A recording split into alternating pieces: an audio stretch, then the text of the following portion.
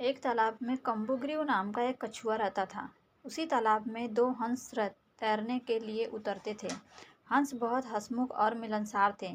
कछुए और उनमें दोस्ती होते देर न लगी। हंसों को कछुए की धीमे धीमे चलना और उसका भोलापन बहुत अच्छा लगा। हंस बहुत ज्ञानी भी थे। वे कछुए को अद्भुत बातें बताते, ऋषि मुनियों की कहानियाँ सुनाते।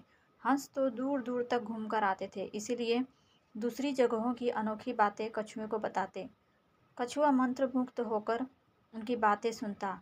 बाकी तो सब ठीक था, पर कछुए को बीच में टोका-टोकी करने की बहुत आदत थी। अपने सज्जन स्वभाव के कारण हंस उसकी इस आदत को बुरा नहीं मानते थे। उन तीनों की घनिष्ठता बढ़ती गई। दिन गुजरते गए। एक बार बड़े जोर का सूखा पड़ा। बरसात के मौसम में भी एक बूंद पानी नहीं बरसा। उस तालाब का पानी सूखने लगा। प्राणी मरने लगे। मछलियां तो तड़प तड़प कर मर गई। तालाब का पानी और तेजी से सूखने लगा। एक समय ऐसा भी आया कि तालाब में खाली कीचड़ रह गया। कछुआ बड़े संकट में पड़ गया। जीवन मरण का प्रश्न खड़ा हो गया। वहीं पड़ा रहता तो कछुए को अंत निश्चित था। हंस अपने मित्र पर आए संकट वे अपने मित्र कछुए को ढाढ़स बंधाने का प्रयत्न करते और हिम्मत न हारने की सलाह देते। हंस केवल झूठा दिलासा नहीं दे रहे थे, वे दूर दूर तक उड़कर समस्या का हल ढूंढते। एक दिन लौटकर हंसों ने कहा, मित्र, यहाँ से 50 कोस दूर एक झील है। उसमें काफ़ी पानी है। तुम वहाँ मज़े से रहोगे। कछुआ रोनी आवाज़ में बोला, 50 कोस? इतनी दूर जाने में मुझे महीनों लगेंगे।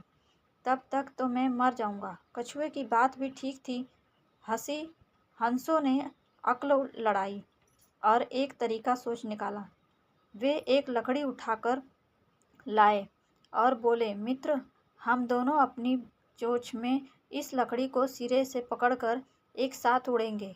तुम इस लकड़ी के बीच में से मुंह में थामे रहना। इस प्रकार हम उस झील तक तुम्हें पहुंचा देंगे। उसके बाद तुम्हें कोई चिंता नहीं रहेगी। उन्होंने चेतावनी दी, पर याद रखना, उड़ान के दौरान अपना मुंह न खोलना, वरना गिर पड़ोगे। कछुए ने हामी में सिर हिलाया। बस, लकड़ी पकड़कर हंस उड़ चले।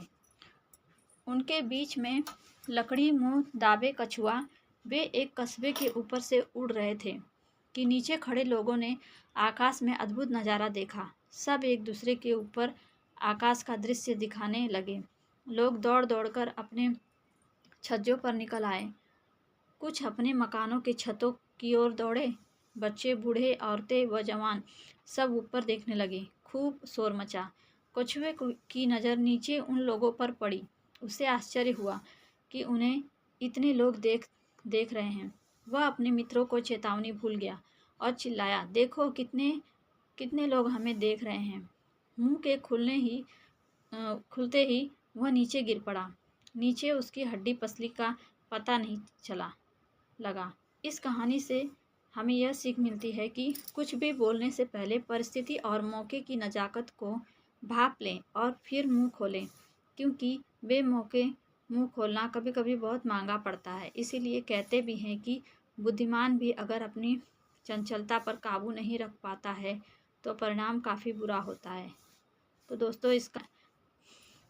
दोस्तों आपको कहानी कैसी लगी? कहानी अच्छी लगी है तो हमारे चैनल को लाइक और सब्सक्राइब करिए, और इसी तरह की और भी वीडियो को पाने के लिए मिलते हैं अगले वीडियो में। तब तक के लिए धन्यवाद।